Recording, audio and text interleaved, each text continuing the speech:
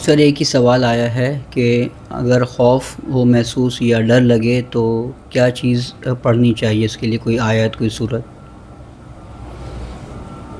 سوال موصول جو ہوا ہے کہ خوف کی حالت میں کس چیز کا ورد کرنا چاہیے یا کیا پڑھنا چاہیے، عام طور پر دیکھا ہوگا آپ لوگوں نے، ہم نے بھی دیکھا ہے، سنا ہے کہ لوگوں کو بتایا جاتا ہے کہ اگر کوئی خوف ہو کسی جن سے، اندھیرے سے ڈر لگ رہا ہو تو مذہب والے بتاتے ہیں کہ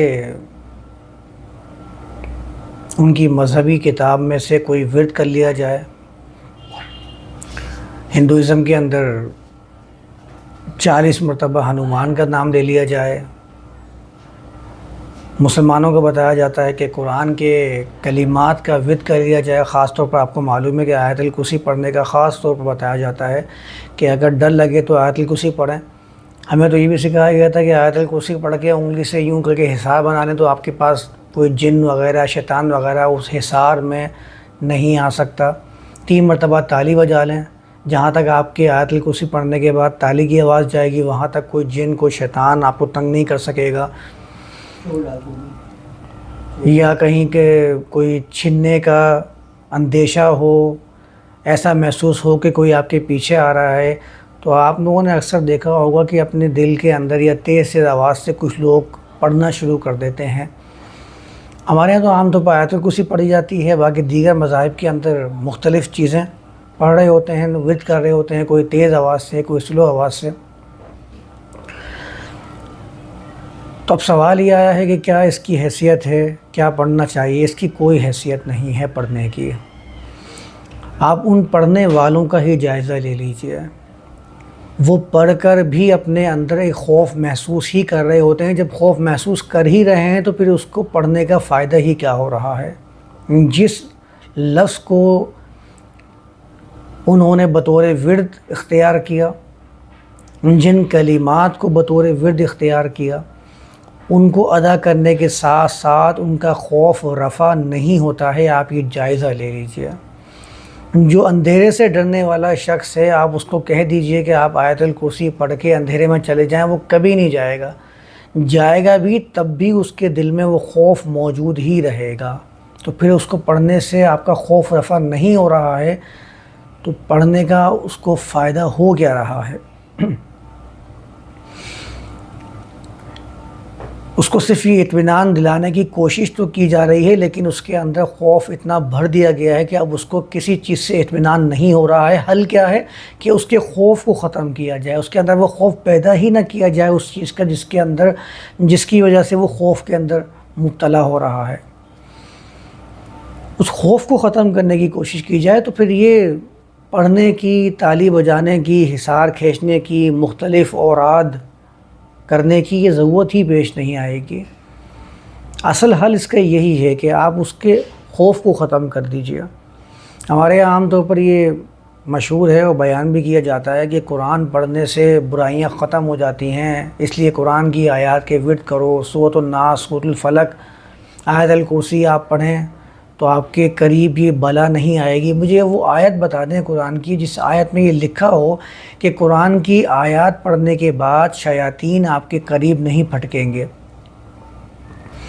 برائیاں آپ کو نہیں گھیریں گی، جو جن یا بلاؤں کا نظریہ آپ کے ذہن کے اندر ہے وہ جن اور بلائیں آپ کی طرف نہیں آئیں گی۔ ایسی کوئی آیت قرآن کے اندر موجود ہے ہی نہیں۔ پورے قرآن کا جائزہ لے لیجئے، کہیں قرآن نے کہا ہی نہیں ہے کہ قرآن پڑھنے سے برائیاں دور ہوتی ہیں، کوئی ایک آیت بھی اس میں موجود نہیں ہے۔ تو ہم کس بنیاد کے اوپر قرآن کی آیات کو برائیاں دور کرنے کی غرض سے تلاوت کر رہے ہیں؟ اور ہمیں جنہوں نے بتایا ہے ان کے پاس یہ علم کہاں سے آیا؟ ان کو کس نے بتایا ہے؟ روایت حدیث کا کوئی اعتبار نہیں ہے۔ روایت حدیث کے اندر کا یہ بتایا گیا کہ آیت الکرسی پڑھیں گے آپ تو آپ کے پاس مصیبتیں نہیں آئیں گی۔ جتنی آیت الکرسی کی روایات ہیں وہ سارے کے سارے کمزور ہیں سند کے اعتبار سے بھی، ان کا بھی کوئی بھروسہ نہیں ہے۔